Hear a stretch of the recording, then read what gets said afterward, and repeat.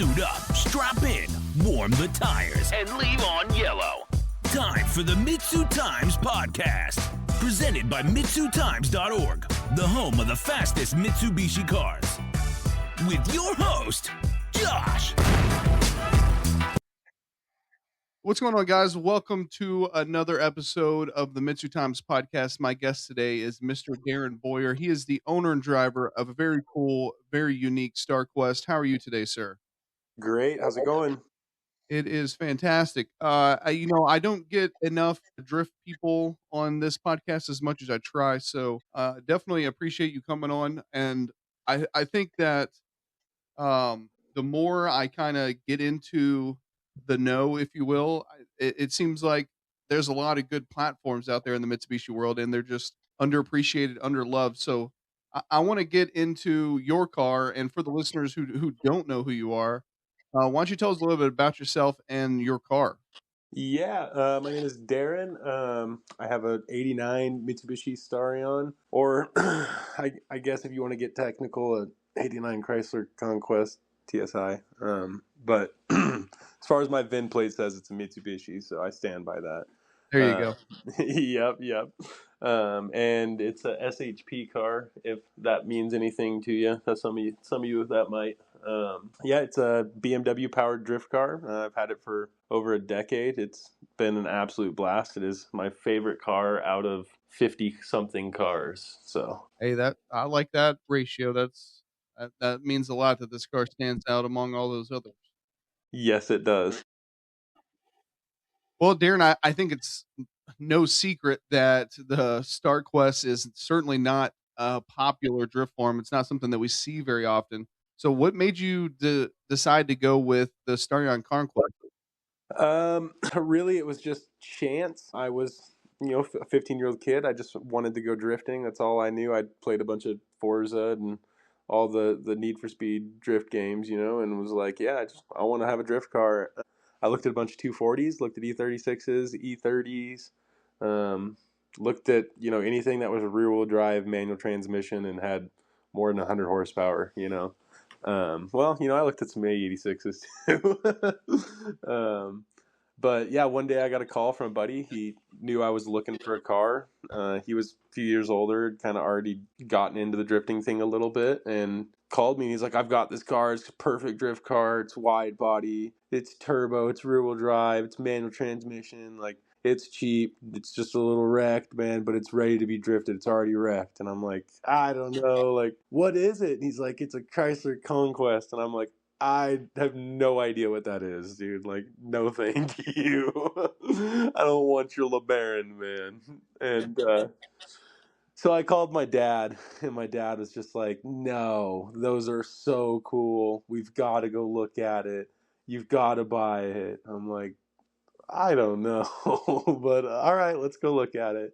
We go check it out, and it was wrecked. The kid that owned it before us had hit a truck and hit the hitch, and the hitch had just pushed everything in the front end in. But even over all the wrecked front end, when I opened the door, it had that 89 full leather Recaro interior, and I was just like, dude, this is sick. This is not an E36. This is not a 240.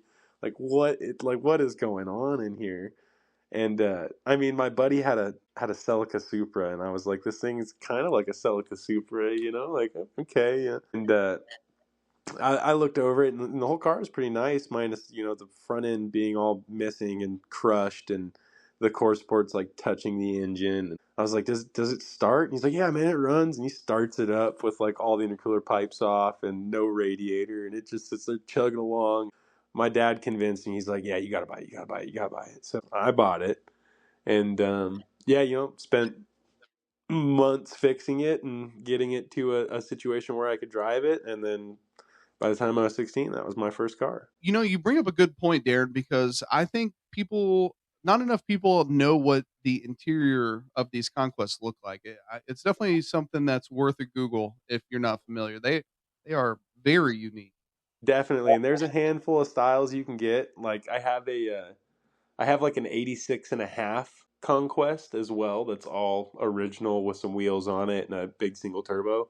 but it's got like the earlier model plush interior in it, which is comfy. You know, it is really cool. But mine had like the firm leather, like super stiff bucket style seats. Like it was so cool. I got rid of those seats when I was in high school after I put some cheap fix backs in my car. And like I have kicked myself for that decision ever since. I was like, why did you let that interior go? Like I don't even think I sold it. I think I just gave it away. Like big mistake. Yeah, big mistake. But you know, you learn. You Live live it. and you learn. Yep. One of the things, I know this sounds so obscure at this point, but the shifter boot of the Starquest is always so crazy to me. How it looks like something from a DeLorean. Or It does, yes, yes. And it's hilarious you mentioned that because even after, like, my car has been, it has a fiberglass left hand drive Nissan S15 dash in it. Um, I believe made by Super Wow Factory. It's an early concept dash they did years ago. And then I built a custom fiberglass center console. And even after all of that interior change, I had the like Hurst style rubber shift boot that looks almost identical to the stock shift boot that was in it. And it wasn't until a couple weeks ago that I finally changed all that out. And I'm actually looking at the shift boot right now laughing about it because, yeah, no, they are hilarious looking. Well, Darren, you talked about, this having a plethora of different car parts in the front end, and obviously a BMW engine. At what point did this stop being a street car and officially become a quote unquote drift project? I would say after the first time I took it drifting, I had an absolute blast in it. It was, you know, a lot of people will tell a kid that doesn't know anything about cars, you know, that's like, oh, I'm going to take this drifting. They'll be like, that's a bad decision, kid. Like, there's no parts for that. When you break, you're not going to be able to just go to O'Reilly's and fix it. You know, like it might kind of work once or twice, you know, and I had a lot of skepticism, you know, so it was kind of just like a car that I drove around, did donuts with, and my friends and stuff. And then, yeah, I took it to Bash to Future like 2 in Medford, Oregon, and like it was so much fun. It drove all weekend and just absolutely shred all weekend. And yeah, right after that, I was like, "Yep, this is a drift car now. This is what I'm doing." And went home and bought some cheap Toyota mini truck, some like '83 Toyota long bed single cab mini truck, and drove that. And then ripped all the interior out of the Starion, put a half cage in it, and put like a Kirky aluminum bucket seat in it or something, and oh man, I think I ripped the dash out of it. I put an aluminum dash in it, which Wow. was all big mistakes. I went way head over heels just instantly. I ripped everything out of the inside. I took the motor out of it and put some gnarly clutch in it and put some big turbo on it. And then right after that, the car just turned into a pile of crap. I'd messed with it too much and just didn't know what I was doing. And it was a little bit of a struggle, you know, it was a struggle getting it back. It was just all a learning curve. Instead of rolling down the hill, you kind of jumped off the cliff there. Yeah, that's how I like to do it, man. That's how I like to do it. You don't learn great things without a lot of stuff on the line.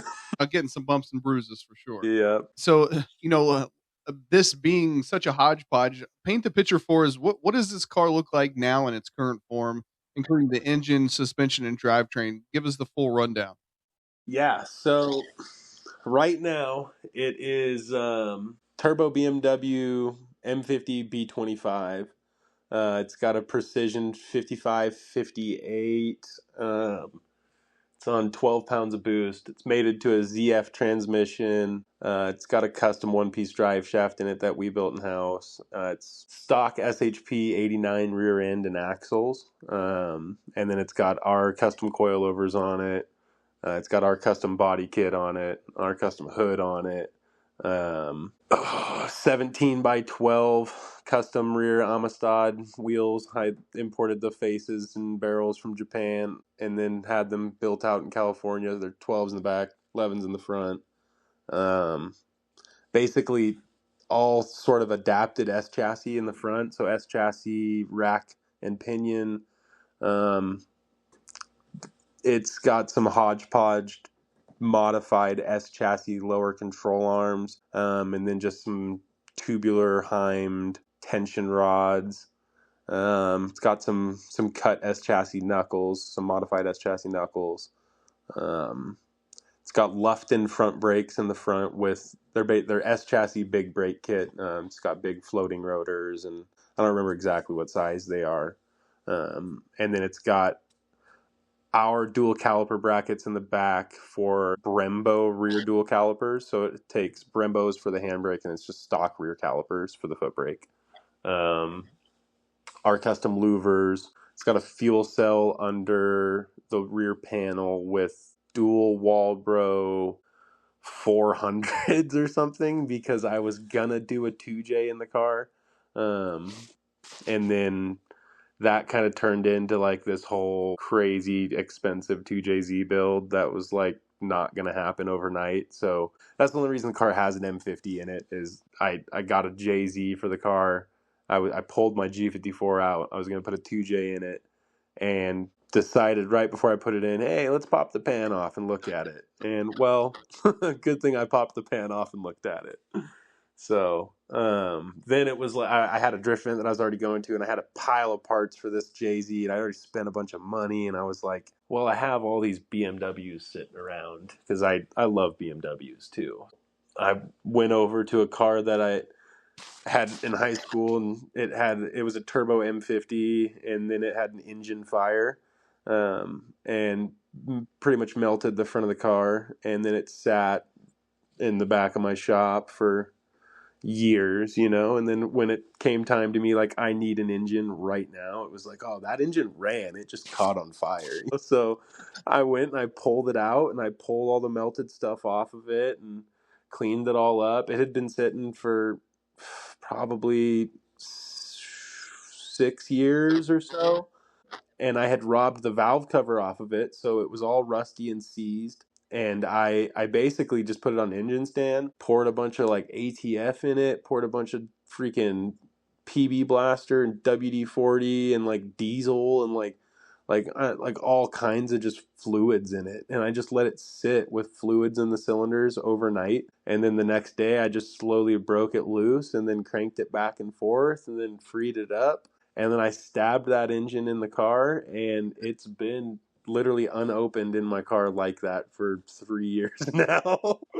Yeah, it's a trooper. It is an absolute trooper, and it was in an E36 I had that was 212,000 miles.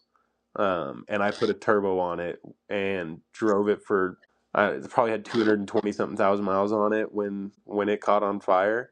So the motor's got 250,000 miles on it, and like the only time it runs is like at limiter right now. So Where it likes to be. yes, it is. It's where it likes to be. Those M50s, man, they'll keep going. Well, Darren, what's been the biggest hurdle in turning this Starquest into something that can actually drift well? I mean, early on you said that, obviously getting the parts would be an issue. Have you found even more issues on top of that? Oh, the cars drift really well.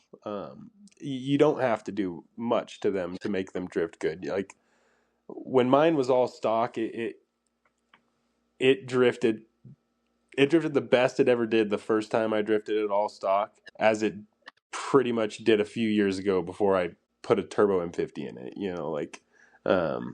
Like up until I did the rack swap and stuff, and got this engine running good, like it was a nightmare. Like after I like went head over heels on everything and just like ripped it all apart and was just like, yeah, drift car, like there was a lot of problems, there was a lot of headaches and stuff. And I think that it was mainly just because I tried to do way too much with the car. I think that just original from factory, like they're set up so well. Sure, the steering box sucks. The rack or the steering ratio sucks. And not a lot of good options for coilovers and stuff. So there's a lot of downfalls when it comes to the aftermarket support, but throw some coils on it and cut your knuckles. Like they're fun cars to drive. It definitely, I've only been in a stock-ish one, but it definitely seems like the people who are doing all these cool swaps, even with the G54B, that they seem to be having a really good time in these cars. Yeah, they're a different kind of retro car.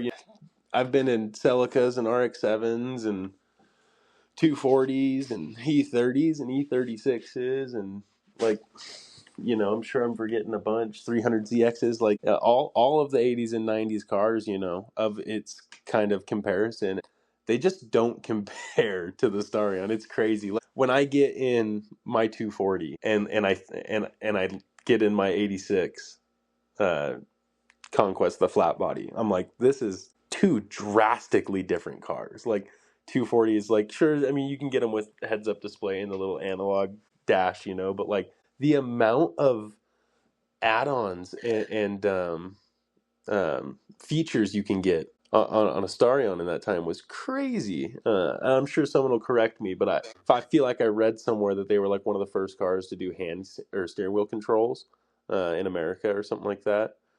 Probably not the first, but I know it was like really early on. But like, yeah, my car, the 89, like had full steering wheel controls in it and everything. The 86 had full steering wheel controls in it.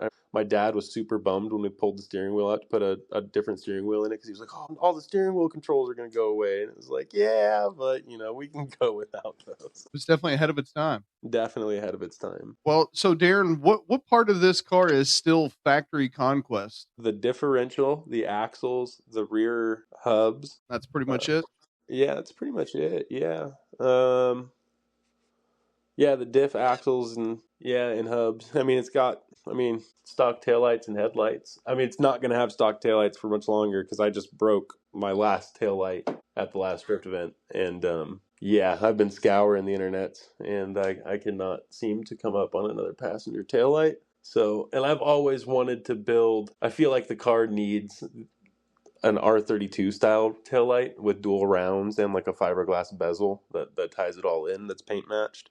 I've always seen that in the car. I've always just been like, wow, it would look so much cooler with that. So I even said that at that last drift event when it got broke. I was like, yeah, well, I've always wanted to do the dual rounds, so I guess now is my chance. So this just gives you an excuse to do it. Yeah, exactly. Okay.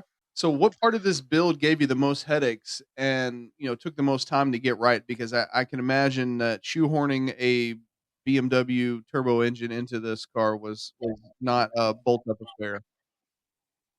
The M50 swap itself, not very hard. It was kind of tight. I used an E36 engine. I had to use an E34 oil pan because the M50 E34s have rear sump. E36s have rear sump and E34s have front sump. So I needed front sump to clear the rear rack. And then just built trans mounts and everything. Like the swap itself was super straightforward. The hard part was the drive shaft because nobody around where I live will chuck a drive shaft for a BMW.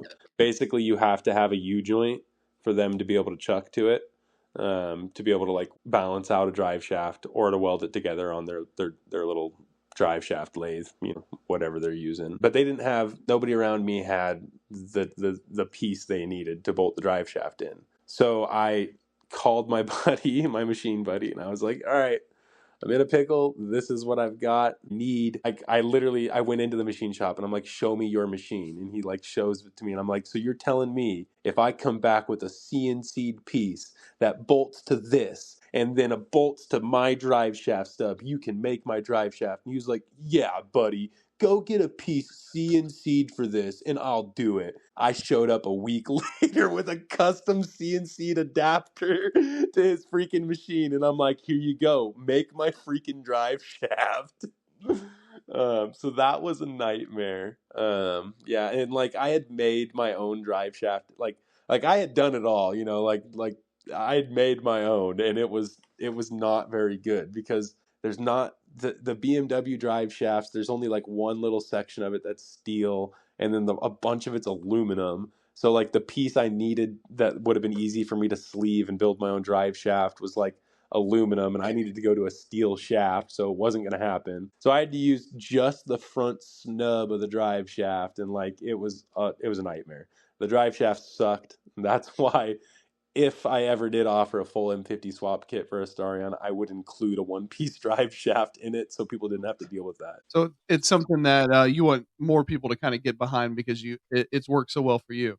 Oh, yeah. I mean, in my opinion, M50s are the best engines out there next to a 12-valve Cummins. I mean, 2JZs are awesome and RBs are awesome. I mean, price for the fun, man, an M50 all the way along. I mean, you can get into an M50 for $500, bolt a ZF to it and then bolt a turbo to it. You can make 300 to 500 wheel horsepower on a stock unopened engine. Like my M50 is completely stock, unopened, stock head studs, no cut ring gasket, completely bone stock with a precision 55, 58, 12 psi. Like my limiter's at 7,500 RPM. And it's hard cut. It's got the pop bang limiter, not the soft cut limiter. But yeah, the motor takes a lot of abuse. Like I've said, 250,000 miles on it. Like I think if there were more Starions out there, and more people wanted to do it, I'd be so happy to make a bunch of parts for them. But there's just not a scene for them. And I think that even if like a bunch of people were like, oh yeah, let's drift Starions or Conquests, there's like, is there even any more out there to go buy? Maybe like 10 of them or 12 or something. Yeah, like I see one every year, like someone sends me a link to one. Not like a 240 where you can see just change the city. Oh yeah, I mean, hell, get on if you're listening to this, get on your marketplace and type Conquest Starion, see if you can see even one. Yep. But yeah, and that's kind of I've been getting to the point where I want to stop kind of driving this car. Not necessarily stop driving it, but just I don't want to drive it as much as I do. I've already been so lucky throughout the years to not have a major accident in the car. And like now it's getting to the point where every time I go drive, I'm like, man, you're pushing your luck. You're pushing your luck. Like, okay, dude, you're pushing your luck. And then it gets to the point where I only drive at like 70% because it's like, is it worth it to drive all the way and like potentially ruin my car and then not be able to buy parts for it and then have in my opinion, one of a kind car be all broken? No, not to me. It's not. And like my style, like we do the team tandem drifting. So like it's 4 cars on our team, sometimes 5 cars, and like we're trying to drive door to door while drifting. And it's like, there's a lot of consequence when that fails. And last time at Final Bout, I was lucky to just break a tail light. Like things can go a lot worse than that. So, And like you said, it would suck to have a car that you love so much just sit, and you have to acknowledge that it's sitting because of something you did. yeah, exactly. I would hands down any day of the week rather go out to my shop and look at it sitting there covered in dust rather than look at it in a mangled pile of parts. Like and I have a bunch of cars. I've got other projects going on to drift and stuff, and have other cars that do drift. It's just the Starion's got so much time put into it and so much work that it's like it's a turnkey drift car. You just jump in it and go drive. And so it makes it hard to want to drive something else too. Because I have this like E90 BMW that I'm trying to build for like a seat time car to just go run doors with, beat up, not care about. But then like part of me is also like, dude, how are you going to take this shitbox E90, excuse my language, rather than this fully built Starion? Like what are you doing? It's hard to walk past it and choose a different car, I suppose. Yeah. Okay. Well, Darrin, you kind of tried out this chassis with different power plants. What do you think, in your opinion, is the right power level to keep this chassis competitive in drift? I would say 300. I mean, it's hard because this chassis, it's just not really a competitive drift chassis. But to be like on par with what a good drift car would be, I mean, they need 250 plus, I mean, like I said before, stock Starion, like with their crappy engines, they shred. Like they've got plenty of power. Granted, if you're trying to go out and do like big skids, big tire smoke, like, yeah, no, you need more power than that. Also, my biggest problem is like I probably make mid threes. Yeah, probably mid threes. I've never had it on a dyno, but and I struggle with traction so hard. Like I run Kenda KR20s, 300 tread weighers, and like my car does not hook up like anybody else's does. Like I can, like if I'm at the front of our train, like everyone is going to stay right behind me because my car won't grip up. And that's like, there's no need for any more than 300-400 horsepower because like they just don't grip when they're drifting very well. And maybe someone's does, mine doesn't. And I'm sure that has a lot to do with my ride height, because I can't take all my camber out. So that has a lot to do with my rear grip. But that's kind of something else we've been talking about addressing. When I say I want to bench the car, I don't mean I want to stop building parts for it. I want to keep making it perfect, There's a lot of stuff I still see on this car in my mind that I want to do. But at the same token, like I said, I don't want to wreck it. Right. So when you're tuning this car, you talked about being on the Mega Squirt, uh, if I remember correctly. Yeah. How challenging has it been to make a modern ECU work like the Mega Squirt with this 40-year-old chassis wiring? Well, that's the beautiful thing about having an M50 in it is that I was able to buy an E36 plug and play ECU and just plug it right in. So it's a M50 engine harness. There's no wiring. Like the car has been completely to a shell. Okay. Yeah, so it's pretty much all been rewired either by me or my buddy. And then the engine harness is an M50 BMW engine harness. And then I'm sure a bunch of people know that it only takes 2 wires to make that run. And then, yeah, you can plug your plug and play MS3X Pro right into that, and you are off to the races just like that. Wow. Yeah, it's pretty straightforward. That's why M50s are very underspoken, in my opinion, in the swap world. I bet that if more people knew that, they would definitely be at least attempting it. Yeah. Yeah, if you have a welder and a basic understanding of how to swap an engine, yeah, man, an M50 all day long. Spend $1,000 and you're like driving. And stock, they have 200 horsepower and they rev out super high, like plenty of power. Like I drove when I first did the swap, it was NA M50, and I drove it for probably an entire season. I don't know, probably 3 drift events or something. NA M50. And like, sure, it wasn't very fast, but you could just let it sit on limiter. And like E36s, I'm sure a bunch of people that have drifted them know you can just let them sit on limiter and they'll just hang out there for all day long. They don't really complain much. You just keep oiling them and keep the temps under control, and like those things will just rev out. So that was my main thing when I was like, oh, I'm going to put an M50 in it. I was like, yes, like put an M50 in it, just let it sit on limiter. This will be awesome. Well, when you started, getting more serious into drift, and you realized that suspension was something that you had to work on. What did the setup process look like compared to how people would build a more common drift car? The suspension it's still a process that we are still trying to dial in. I mean, basically, the car is on full suspension that it's pretty much designed by me. I mean, the front is just an S chassis coilover, but the back is I've broken probably 3 versions of these coilovers and just keep on changing either the shaft out or the body out to something different, changing the design on this, and like got it down to something that worked really well. And then had an issue with the 2-piece design. It worked for a couple years before I had an issue.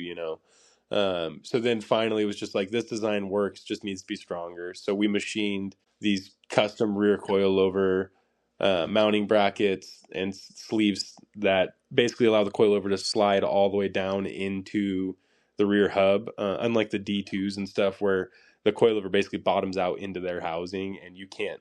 I mean, if you see a photo of my car, I have 4 inches I can go lower. I can literally lower the car to where it's just sitting on the ground and the wheels are probably touching the top of the wheel wells.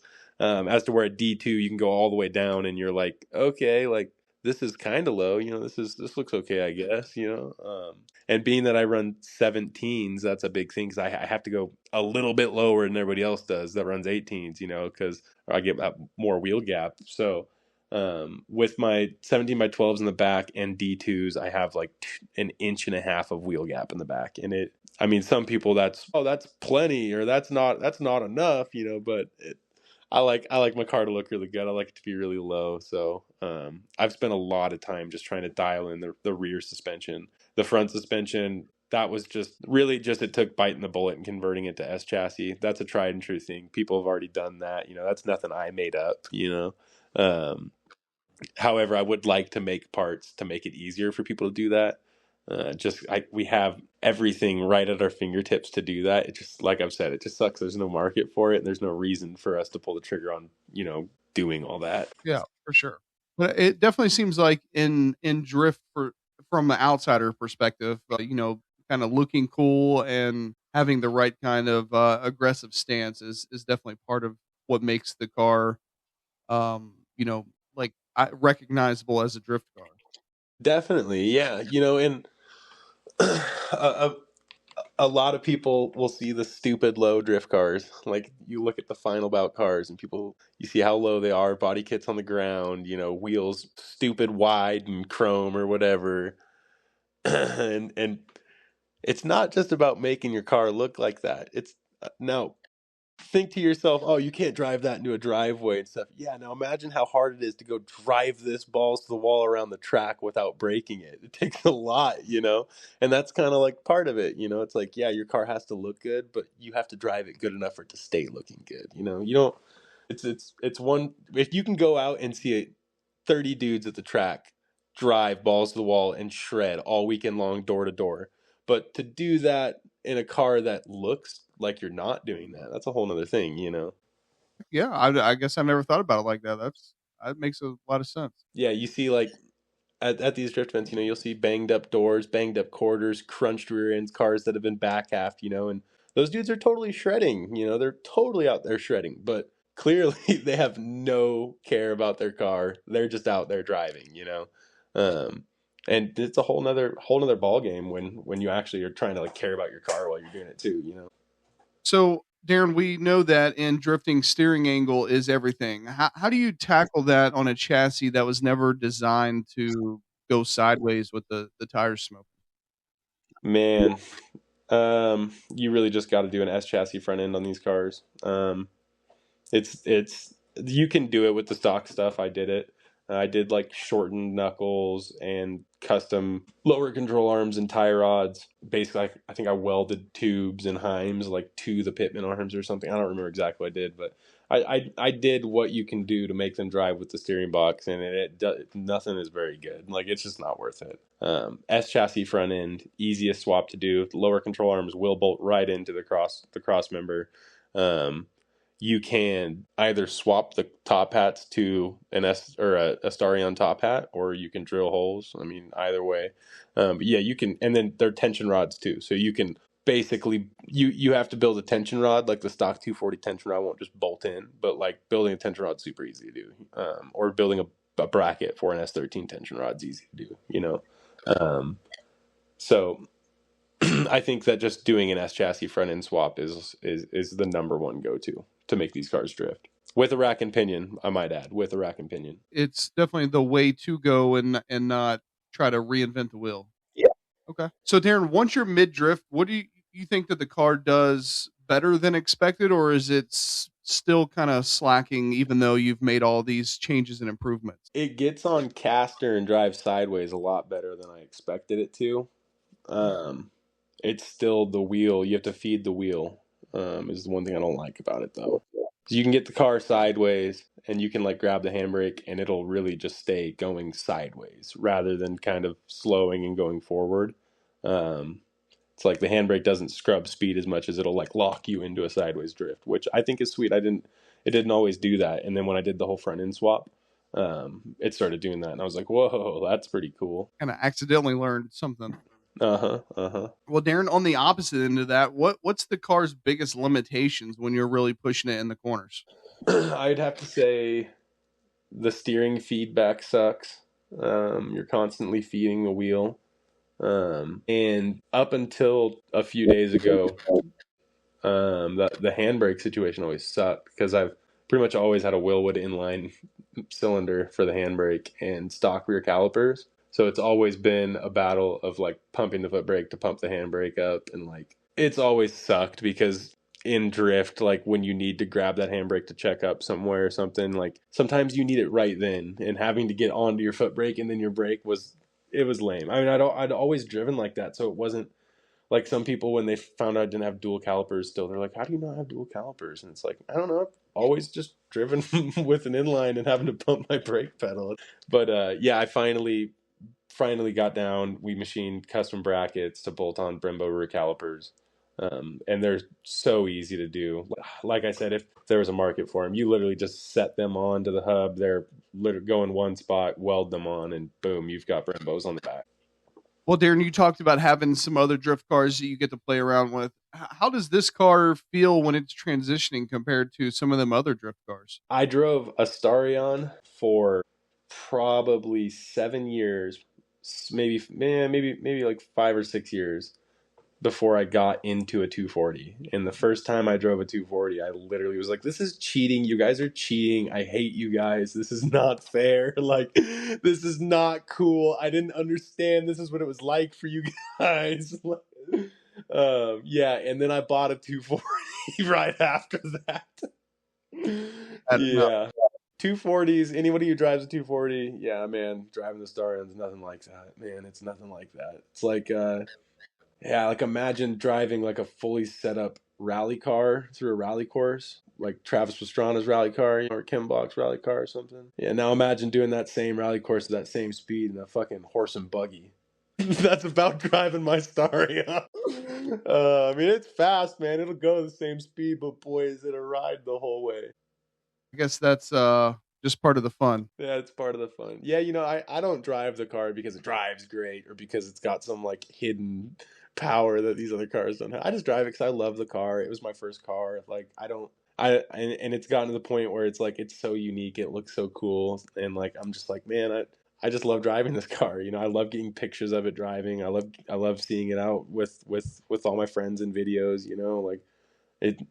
I don't. It drives like crap, you know, in all reality. But it's a load of fun, you know. Just out there doing them for the love of the game. Yeah, you know, yeah, and you can't complain about all the. I mean, every single time it's out. Oh, I thought this was an RX-7. What is, you know, or is that an A8? Is it a cell? You know, wait, no, what is it? And every single time, I love those. That's always great. And then the I don't know what it is. What kind of engine do they have? Oh, well, this one has a BMW engine, and that always gets people. Or the people that do know what it is, and then they're like, "Wait, this thing has a BMW engine in it." I love that too. That's always fun. And it's nice because you kind of get you know, a little bit of the best of all the worlds, right? I mean, you get to choose the engine that you want, the transmission that you want. Exactly. This episode of the MitsuTimes podcast is brought to you by DI Fabrication. They offer several Evo 8 and 9 parts, with Evo 10 parts coming soon. If you don't see it on their website, drop them a PM on Instagram or Facebook. Together, we are DI Fabrication. Check out all their products at difabrication.com. Well, Darrin, you talked about this kind of being your first real drift project. What was the biggest learning curve? Was it adapting this car to drift, or was it learning to actually drive the drift corner to corner? I mean, I didn't really have to. There wasn't any adapting when it came to driving the car. You know, because I learned in the car, so it was more or less when I moved on to other cars. It was like, and I wouldn't even say I had to adapt because like a Starion is so dang hard to drive that like you get in something else and it's like, oh my God, this thing drives for you. Like, what the heck, you know? And I went from a Starion to like some BMW. I went to like an E30, or I had that Toyota mini truck for a minute. Then I got an E30 and then an E21 and then an E36. And like those BMWs, I totally loved. The E21, I kind of felt the Starion in, you know, because it was a little old and clunky. But the E30, like I had drifted a few times at the track in my Starion, and when I got my E30, I was like, "Oh, dude, drift king in this thing. What do you mean? This is like a video game. It's so easy. Like it was just it was mind boggling to me how crazy it was to drive something like that after learning in my Starion. I guess that made the next car even better then. Oh, yeah, definitely did. So at the moment, Darrin, do you drive this car in any sort of like competition or series or anything? We do the final bout, the team tandem drifting competitions. So I drive with Street Magic USA. We have 4 drivers at the moment. So we basically just tandem drift competitions. We just did Special Stage Northwest 2 weekends ago. And then the day after tomorrow, I'll be leaving for the RVL Invitational Drift event in Medford, which is, I mean, they have some competition stuff there. There's some prizes and whatnot, but I wouldn't call it like a competition as much as like an invite car show drift event type thing. Yeah, and then we'll be at Villains in Walla Walla in 4 weeks, I think. Which I'm still unsure if I'm going to take the car there or if I'm going to be taking my E90 there, because we're currently trying to get that thing going. Because the last time the Starion was at Villains, it almost met that wall. So I really don't want to take it back and bring it around that wall. So Don't want to lose more than just a tail light. yeah, I do not want to lose more than just the taillight right now. Yeah, I'm feeling really. It's one of those things, for years growing up, the car did not work. like like when I ripped it all apart, like I spent a long time just trying to make it work again. Like with the G54B especially, I didn't know what I was doing, I just ripped the engine out. I ripped all the wiring out. I had a stock manual and I was like there was a wiring harness diagram for the engine. And I was like, all I need are these wires and it should run, So I just made a wiring harness, not knowing that people don't just do that, And it didn't work. So then my buddy that I talked about that has other Starions and parts cars, I called him and I'm like, I need a wiring harness. Like it's been like probably like 6 months, 8 months plus of me just like trying to diagnose this harness I made. And he's like, I don't have one, but I have a lead on a whole nother car, and I'll go half on it with you, and you can have the harness. And I'm like, deal. Like, and then he was gonna go get it, so he went and bought a whole nother Starion because he was literally buying them every time they popped up. He was like, I'm buying it, yep, because there's none out there, and I need the parts. So he got that one. I pulled the harness out of it, stuffed the harness in my car, and it finally fired up after like a year of not running. I was so happy. I could not believe it. And then I dealt with like all the stupid Starion tuning stuff, because I didn't know what I was doing. I was just reading the forums. So I went through like DSM maths and I went through the 3-inch GM math, the blow through math with the math translator and the what's the other one? There's the math T translator or something, and then there's a different one for the GM, I think. I don't remember, but yeah, I went through all these like math translator boxes and all these like crappy piggyback units and like the injector clinic injectors and like just everything you could do to try and like dumb tune the car. And I just never got it to work right. It just never worked right, and eventually it just got to the point where it was like, I'm so over this. Like, I love the engine. I still have the engine, the stock engine. It's sitting right by my shop. And like, I have plans on one day I'll build a crazy MPI manifold, turbo manifold. I'll rebuild the engine, put it all in on Mega Squirt, and it'll be stock engine again, and like, that'll be like for some reason to me, that'll be cool that it'll be all built stock engine again. But, for right now, it's not. It's M50. That'll be cool. That to make something already cool even cooler with the stock engine trans, because it certainly doesn't get enough love outside of the drag racing world, and even still, that's a very niche crowd of people still drag racing with the G54B. Yeah, and shout out to those dudes because those are pretty much the forums I've read growing up building that car. It was all drag racer dudes. Like the only reason I haven't broke down and changed my rear end is because I've read that there's drag racer dudes that had 700 horsepower, 800 horsepower on small tires and like never broke rear ends or something. And I'm like, okay, all right. Like or like the 89er in might have, like they were breaking the older ones, but then the 89s were super strong.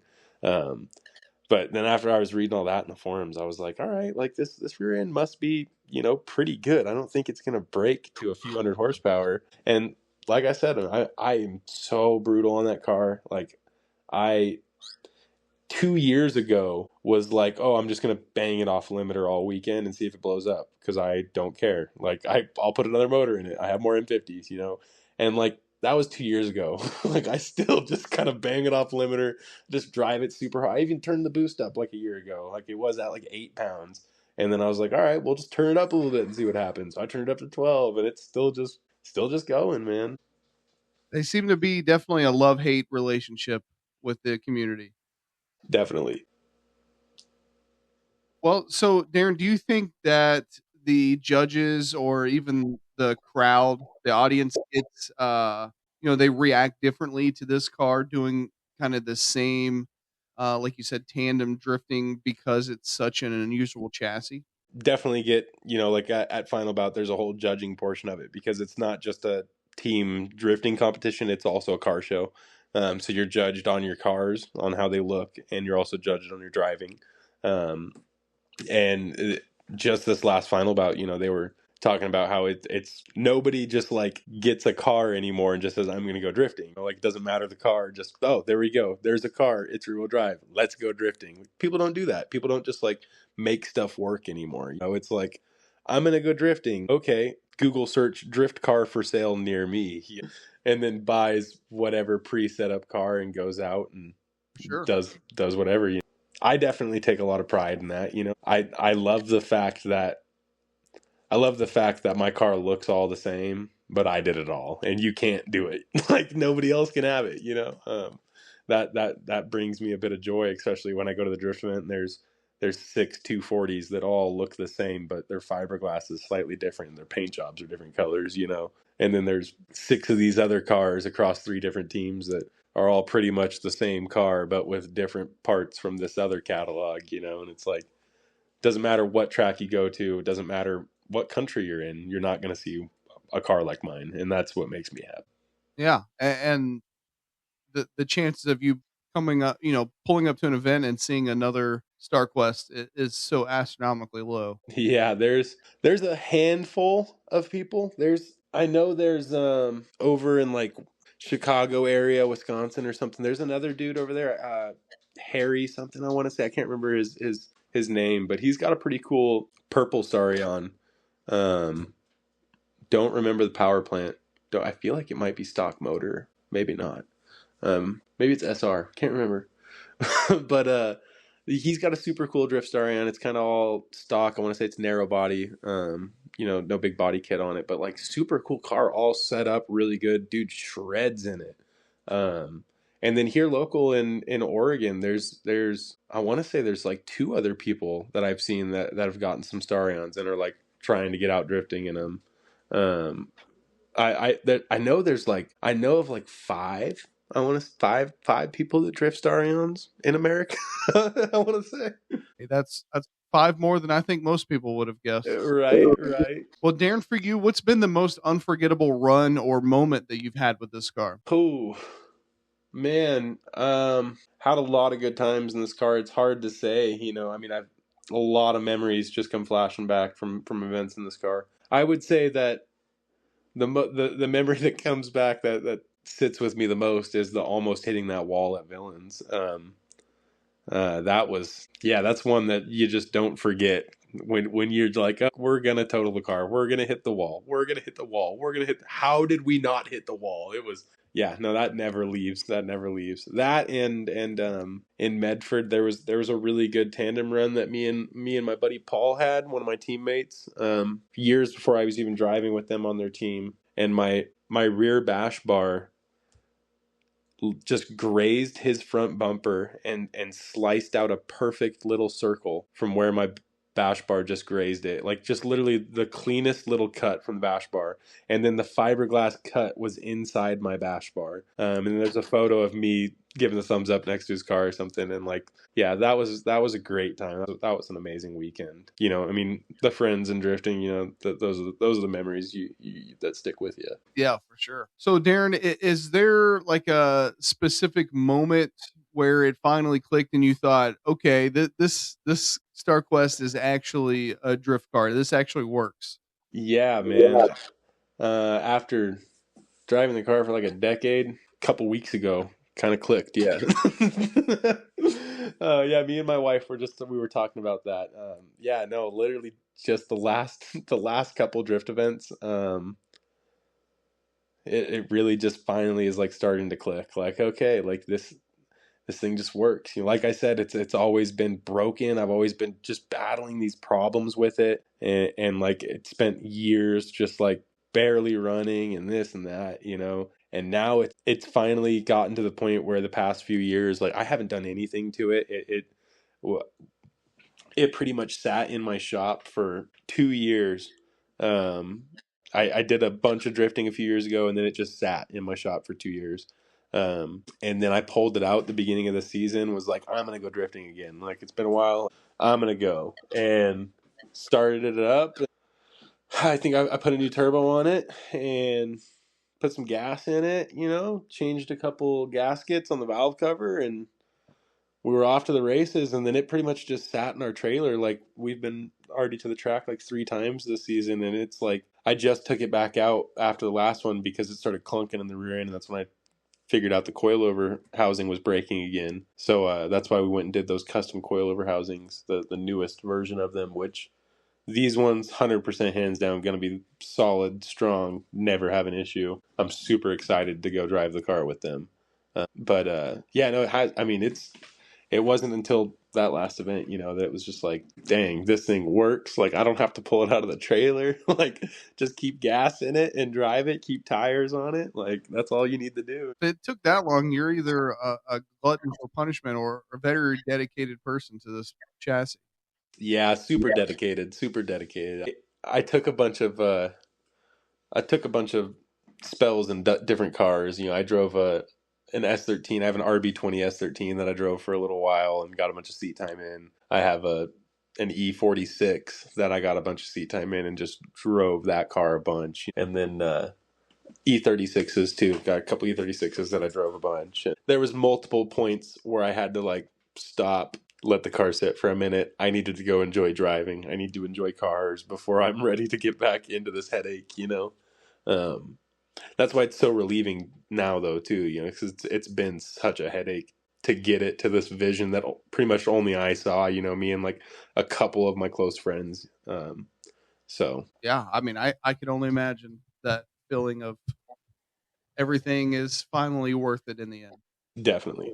So, Darren, we talked about being able to do the drift events that also have a car show, and getting the reactions for this car being so different. When you get the unusual reactions when people see this Starquest, do you find that most people even recognize what it is or know that it's a Mitsubishi at all? It's funny. I think usually people don't know what it is, and the people that do know what it is, they always have to come up to me and let me know that they know what it is. Like, hey, I know what this is. It's like, yeah, okay, like, that's awesome, dude. Like, I love it. You know, nothing wrong with it, but I just think it's funny. You know, it's like people, they know what it is, and they got to come let me know. Like, hey, like, I know other people don't know, but I know what this is. Like you're out there giving a quiz. Yep, yep. But yeah, no, I mean all the time. Like we'll be at the track, and one of my buddies will come up to me, hey, someone's got questions about your car, and what is this? You know, I thought it was this, and then his buddy's like, I thought it was this, you know, and like, yeah, every time, every single time, it's hilarious. So, Darren, how does it feel that you're representing kind of a piece of Mitsubishi history? Because this chassis is all but forgotten. So you're one of the few still out there putting it in motorsports and getting the most out of it. It feels great, man, and that's like one of the things that keeps me driving it. You know, like I talked about building other cars, and like I've just said, oh, I'm building an E90 to go out and drive. It's like, well, I've done this before. I've built other cars to drive before, and I always end up back in my car, I always end up back in the Starion. It's, yeah, like I said, it doesn't drive that great or anything, and it's just something about driving that car, just it's different, and maybe it is just the unique factor. Maybe it is the just showing up and knowing that nobody else is going to have the identical car to me, showing up knowing it's going to be somewhat unique, maybe it's part of that or something. But yeah, no, it definitely feels good to be the one out there doing it, Yeah, that makes a lot of sense. Kind of, I feel like a big part of the Mitsubishi culture as a whole is the need to be different, and this car does that. No, I definitely agree. I definitely agree. You buy an Evo because you don't want to be a Subaru owner. You don't want to be a STI owner. Right. Sure. And to go even farther, I think you buy a DSM, Eclipse, or a Talon because you don't want to be an Evo owner. Exactly. Oh yeah. So, Darrin, how has this build changed the way that you look at these older, late 80s, early 90s Mitsubishi platforms in general? I'm sure just like most people don't know that Mitsubishi had a sports car presence, I didn't either, and when I got this, like, and started doing my research, I mean, mainly at first it was like, oh, this is a freaking Chrysler. Like, this is a Dodge. What? And then I start doing some research and I'm like, okay, hold on. This is not a Dodge. This is a Mitsubishi. They just put their sticker on the back of it, and then started looking into it more like, wait, Mitsubishi made sports cars? What? And then you like get into their prototype cars that they had in the 80s and the 90s, and you get into all the stuff that they were making. It's like, wow, like, I didn't know that they were doing this. And then the DSMs, like how you bring that up, like nobody knows about that. Like nobody knows that an Evo is just a DSM. It's just a DSM that looks a little different. 4G63 all-wheel drive, like they're no different, man. Same engine, same transmission, just with 4 doors instead of 2, right? Yep, exactly. Look a little older, but yeah, I mean, nobody knows that. If you pull up in a DSM, half of the kids these days are going to be like, "What the hell is that piece of crap?" Take your Subaru SVT out of here. They're not going to react the same as like they would to an Evo. Even though they're looking at the same thing. And that's how the Starions. Like I've always looked at the Starions, like since I started doing my research. I was like, oh, these are just older original Evos, man. This was just Evos before Evos were Evos. Like this was their sports cars back then. And that just got me so hyped into them, and that kind of made me stick with them, just knowing that there was this like unknown scene of Mitsubishi racing that people weren't into, and and it kind of felt like this is my scene, like I get to be in on this, like everybody else is into all the Nissan stuff or the Honda stuff and the Mazda stuff. This gets to be what I'm into, These are my people. Yeah, these are my people. Yeah. Well, so Darrin, I think we talked about it early on. Do you think that the Starquest is an underrated drift platform, or is it more of a misunderstood one? Definitely misunderstood, man. Definitely misunderstood. Like I was saying, when I first got it, there was a lot of people said that's not a drift car. It's not going to be a good drift car. Like you're just causing more work for yourself, which they were totally right. Like they were totally right and not wrong, but they are so misunderstood, man, because you can just jump in a stock Starion and go drifting. Like you could totally do it. Like I have a stock rear end, stock limited slip diff. I don't have a welded diff, and that's like maybe to some extent like a welded diff would drive a little better drifting. And sometimes I think that like I have a couple instances where my diff unlocks and I'm like, if it was fully locked, that would be cool. But like I have a lot of instances where I'm like, thank God I have an LSD not a welded right now, and the stock engine's plenty of torque, plenty of power. Like they sound like a tractor, but who cares? It's fine. Just rev it up more, But yeah, no, definitely underrated. I think that if there was more cars out there, if there were more people out there, that saw what I saw in them, then yeah, dude, there'd be a bunch of them at drift events. People would be driving them all over, but people just don't see it. And, it's hard to see something when there's no parts out there to make it. When you see a Starion, you you can do all the internet prototyping of the body you want, but if there's no parts to buy and you can't make them, then what are you going to do? Yep. I definitely agree with that. Well, Darren, do you think that the Mitsubishi community has kind of, had repercussions and has given the support for these StarQuest doing drift? I mean, when I first got into it, I could think of two. There was one white Starion on Google Images doing a drift that I had seen. I'd never heard of it. I don't know whose it was. There was just a photo of a white Starion drifting. And then there was that kid Max that I knew that was like trying to drift his Starion. There was nothing else. There's Laser J doing the grip racing or whatever. I think that's his Instagram handle, Laser J with the red LS Starion.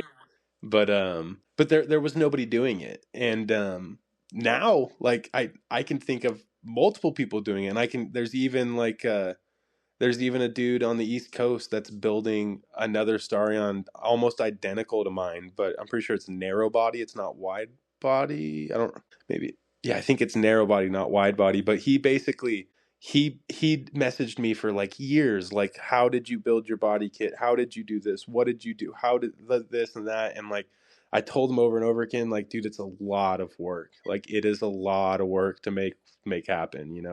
And he was adamant about it, and I respected it, and I gave him all the tips. I sent him photos of my build process and like told him what I used to help, what I used for blanks, what I used for panels, and how I mended these panels. And like sure as shit, like he made it happen. Like I don't think it's painted yet, but like yeah, he's built another star, and I think it's K24 powered, like KA powered, Nissan powered.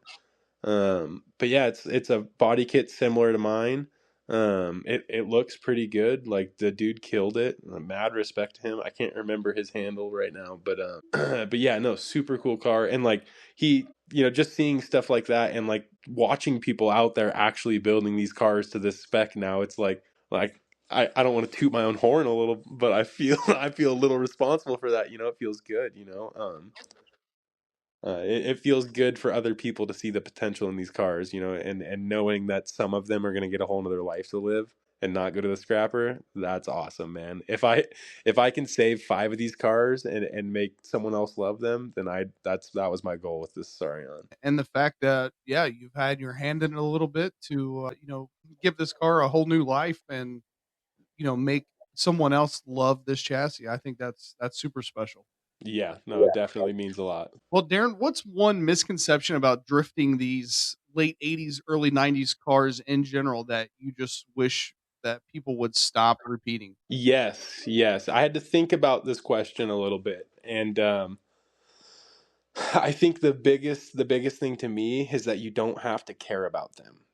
People are like, "Oh, it's an old car. Go beat it up." And it's not it's not like a new 350Z.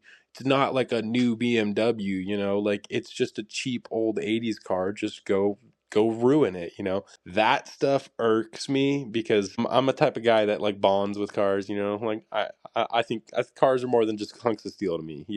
And when these 80s cars, these old 80s and 90s cars, there's only X amount of them out here. And for every one of them getting wrecked, getting cut up, getting totaled at some drift track, that's one less car that we have access to now. And, people don't quite see it yet, but I literally just see all of our dads and grandpas with the Mustangs and the old Cougars and stuff like that. It's just like they're not existent anymore, and their prices are through the roof for the ones that do exist. It's like you wanted a Camaro shell back then versus now. And I just see that with the 240s. I see it with the E36s, the E30s, obviously the Starions, because nobody sees the potential in them, so they just get thrown away. The FCs and stuff. And I don't like that. I think the older the car is, even more care you should take care of it, because like that's that. Like once that car's gone, it's gone, Yeah, for sure. My dad was a big Chevy guy, and to see his eyes light up when he sees like old Nova or something. I sometimes in the back of my mind I think, damn, that's gonna be me one day when I see like a 1G DSM still out on the road or something. Exactly. And you talk to your dad and stuff about how they treated those cars back then, and it was like, oh, well, they were everywhere. There were millions of them. They wrecked 40 of them in Dukes of Hazzard. Like they were just throwing them away.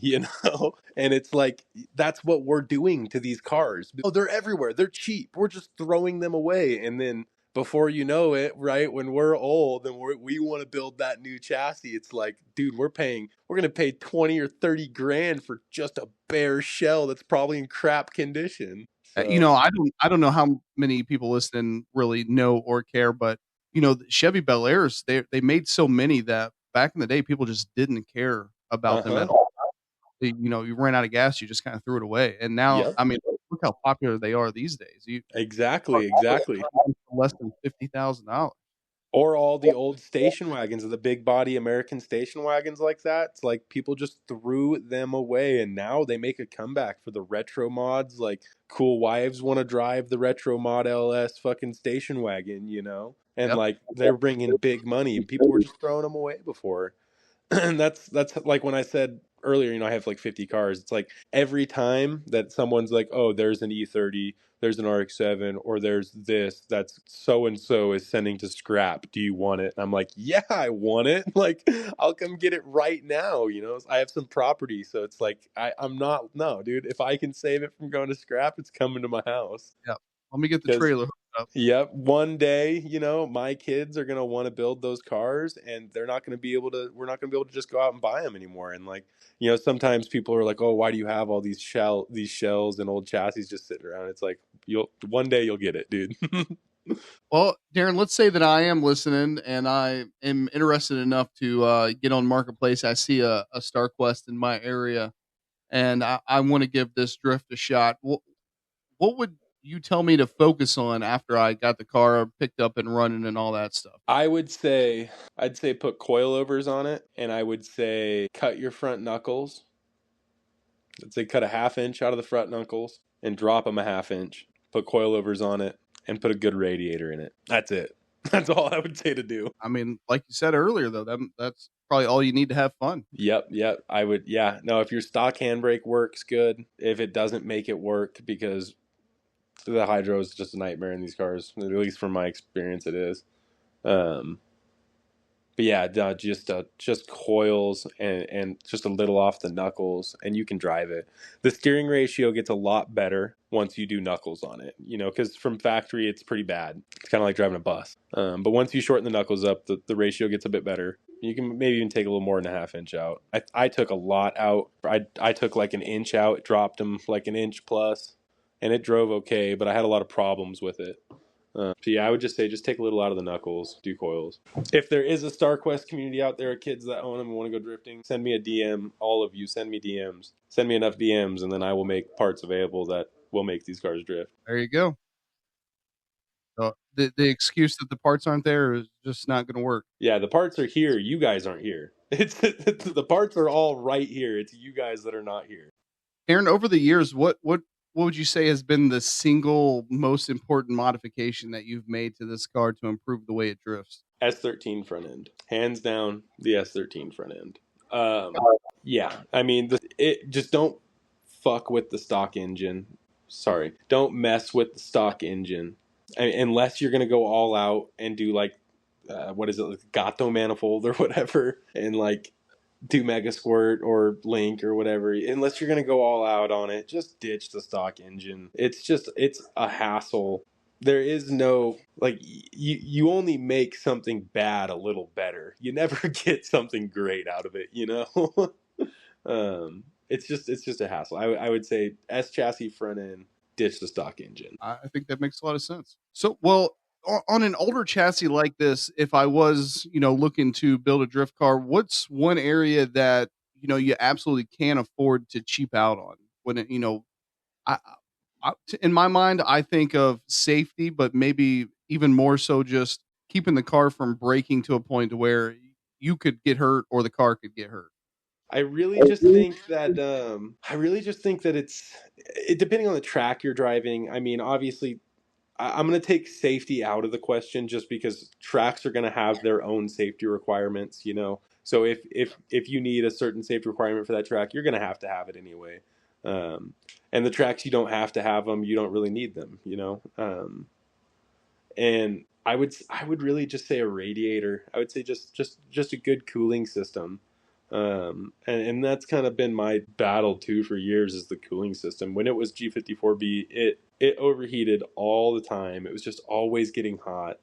Um, then when it was NA M50, it had a decent cooling system, and then I turboed it in this wild manner that creates a bunch of heat retention by the radiator. So now it still gets hot, but yeah, just keeping it cool, because seat time's the biggest thing. Um, and like if you break it down, you could drive a stock Starion until it gets hot. Nothing else is gonna. I mean, parts break here and there, but nothing else is gonna be a catastrophic failure on those cars. Really, it's making sure they stay cool. Well, Darren, I'm sure that this list is huge, but if you could go back to day one and start this build completely over, what would you do differently? I would put coilovers on it, and I would chop the knuckles a half inch and drop them a half inch, and I would drive it. Like it was. Yeah, that's what I would have. And I've thought about that exact question throughout the years. Like, oh, if I could go back, but no, man. I really wouldn't, because I was a kid that knew absolutely nothing about cars, and this car taught me everything. It was crazy switching over to these other cars. Because it was such a headache working on the Starion, learning about the Starion, not having any support. Like, I remember being so jealous about the forums that people had on Hondas and 240s and BMWs. Like, I remember just being jealous about the knowledge that was on the internet. Like, just the knowledge you could get by looking up the car just made me jealous. I was like, I hate you guys. Like, there's nothing about my car on the internet. Like, that was like, that was a big struggle. Yep. And I, when you hear about things like that, the access, the shared community that some car communities have, like I'm part of the DSM community, so I feel like we have, one of the biggest and best. But whenever you hear other people talk about, like, oh wow, I didn't even know there was, this group or whatever. It's like, man, like I didn't realize how blessed or how fortunate I am to be in the community that I somehow chose to be in many years ago. Yeah, you have Starquest Club, and that's about it.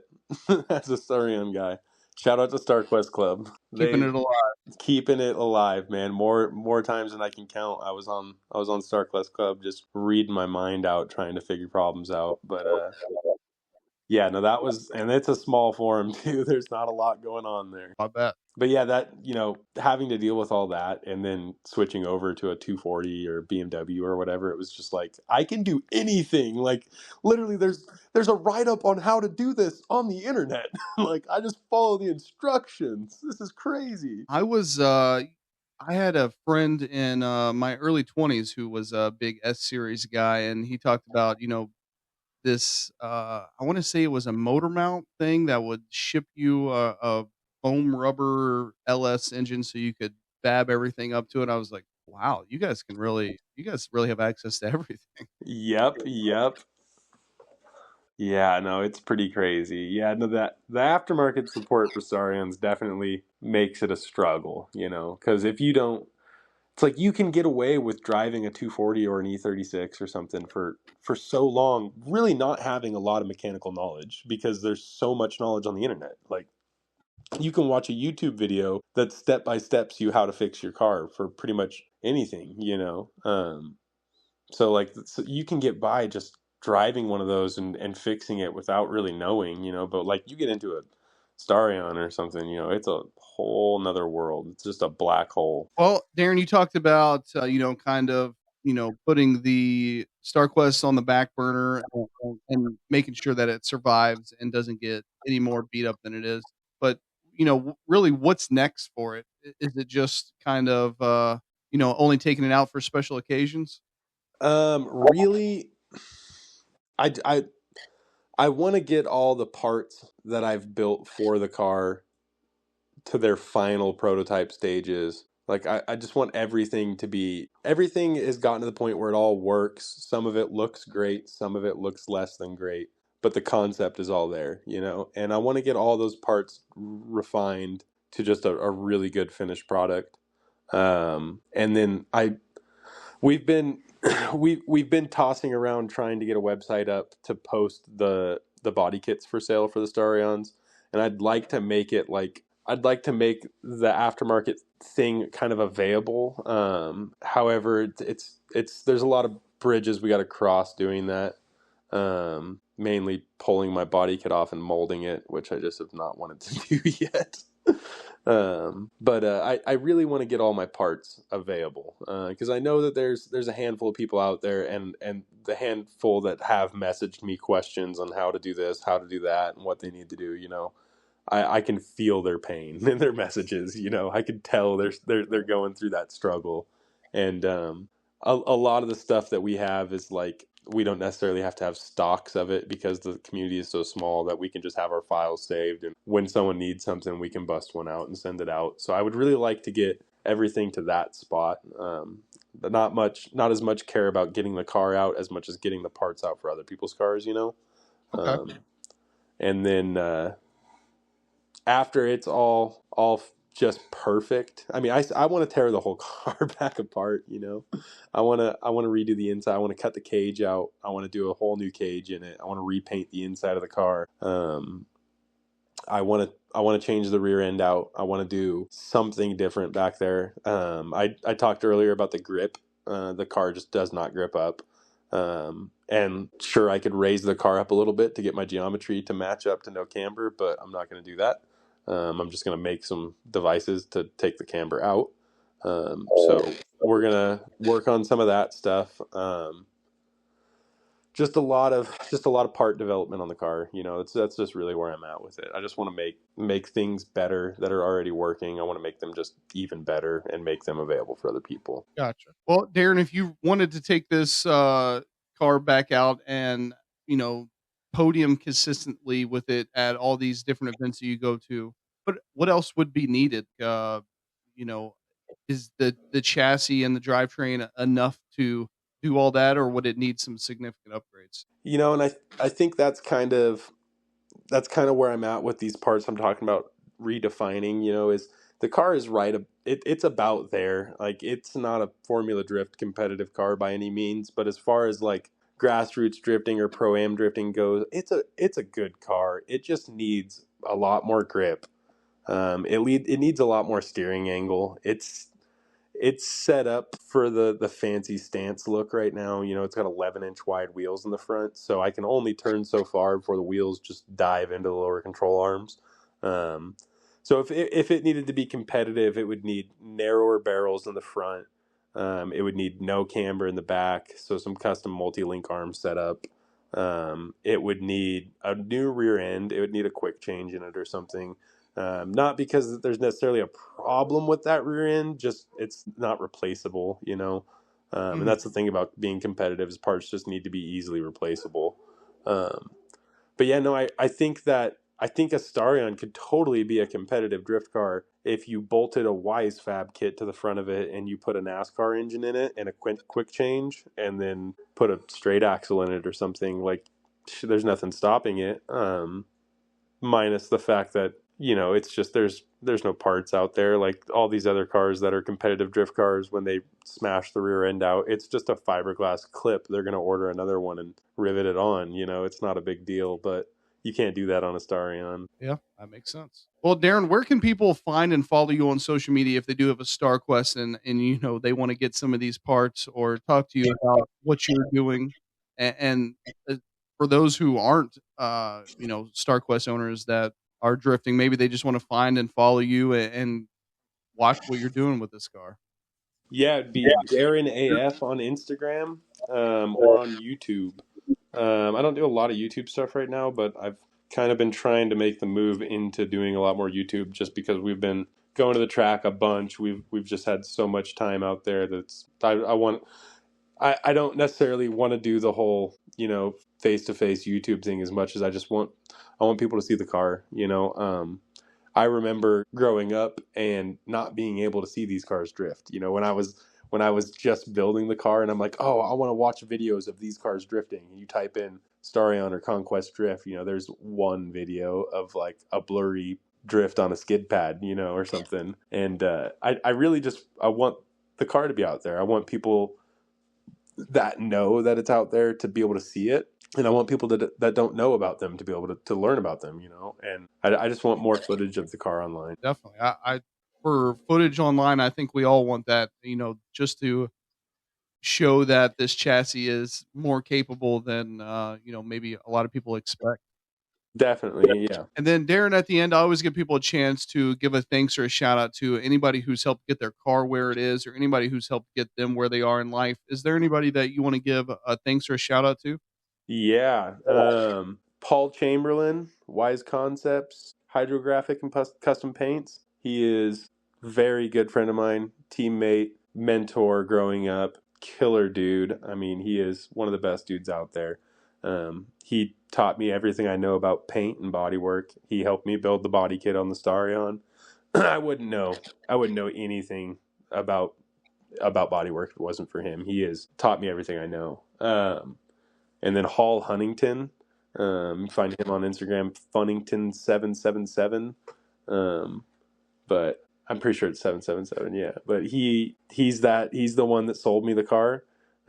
He's drift dude. Freaking, he was a few years older than me. He was already out of high school, and like he mentored me the whole build. Like the wiring harness I tried to build, everything. He was there right by my side. You're an idiot. Why are you doing this? I'll help you fix it.